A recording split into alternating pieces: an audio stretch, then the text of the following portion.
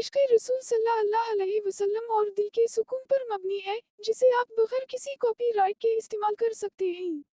زندگی کی تیز رفتار دوڑ میں انسان اکثر اپنے دل کے سکون کو کھو دیتا ہے۔ خواہشات، مشکلات اور دنیاوی مصروفیات اسے اس قدر الجھا دیتی ہیں کہ وہ اپنے اصل مقصد کو بھول جاتا ہے۔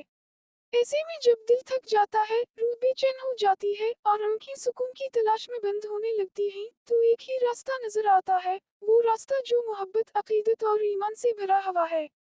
یہی وہ لمحہ ہوتا ہے جب انسان کہتا ہے، یا نبی صلی اللہ علیہ وسلم، میں تھک گیا ہوں، اب مجھے آپ کی محبت میں سکون چاہیے۔ نعت سننا صرف ایک آواز سننا نہیں ہوتا، بلکہ یہ دل کے تاروں کو چھیڑنے والا ایک ایسا عمل ہے جو انسان کو اس کے رب کے قریب کر دیتا ہے۔ جب الفاظ میں حضور اکرم صلی اللہ علیہ وسلم کی تعریف بیان ہوتی ہے، تو دل نرم ہو جاتا ہے، آنکھیں نم ہو جاتی ہیں اور روح کو ایک عجیب سا سکون ملتا ہے۔ یہ سکون دنیا کی کسی بھی چیز میں نہیں ملتا، کیونکہ یہ سکون محبت مصطفیٰ صلی اللہ علیہ وسلم کا عطیہ ہوتا ہے۔ آج کے دور میں جب ہر طرف شور ہے، بے سکونی ہے اور دلوں میں اضطراب ہے، ایسے میں نعت ایک ایسا ذریعہ ہے جو انسان کو اس شور سے نکال کر ایک پرسکون دنیا میں لے جاتی ہے۔ ایک ایسی دنیا جہاں صرف محبت ہے، ادب ہے اور ایک پاکیزہ احساس ہے۔ جب کوئی شخص خاموشی سے بیٹھ کر نعت سنتا ہے، آنکھیں بند کر لیتا ہے اور دل سے الفاظ کو محسوس کرتا ہے، تو وہ خود کو ایک روحانی سفر پر پاتا ہے۔ یہ سفر مدینہ کی گلیوں تک لے جاتا ہے، جہاں ہر طرف نور ہی نور ہے، جہاں ہر سانس میں خوشبو ہے اور جہاں ہر لمحہ رحمتوں سے بھرا ہوا ہے۔ انسان اپنے دل میں یہ خواہش محسوس کرتا ہے کہ کاش وہ بھی وہاں ہوتا، کاش وہ بھی در کی مصطفیٰ صلی اللہ علیہ وسلم پر حاضری دیتا، کاش وہ بھی اس نورانی فضا میں سانس لیتا۔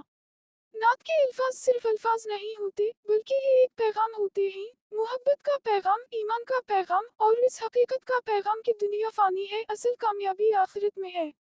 جب انسان اس پیغام کو سمجھ لیتا ہے، تو اس کی زندگی بدلنے لگتی ہے۔ اس کے رویے میں نرمی آتی ہے، اس کے دل میں رحم پیدا ہوتا ہے اور اس کی زبان پر درود و سلام جاری ہو جاتا ہے۔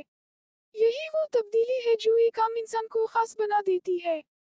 وہ دوسروں کے لیے آسانی پیدا کرتا ہے، دوسروں کے دکھ کو سمجھتا ہے اور اپنے عمل سے دین کی خوبصورتی کو ظاہر کرتا ہے۔ اس کی زندگی ایک مثال بن جاتی ہے، ایک ایسی مثال جو دوسروں کو بھی نیکی کی طرف مائل کرتی ہے۔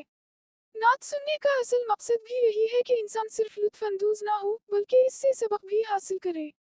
وہ اپنے اندر جھانکے، اپنی غلطیوں کو پہچانے اور اپنی اصلاح کی کوشش کرے۔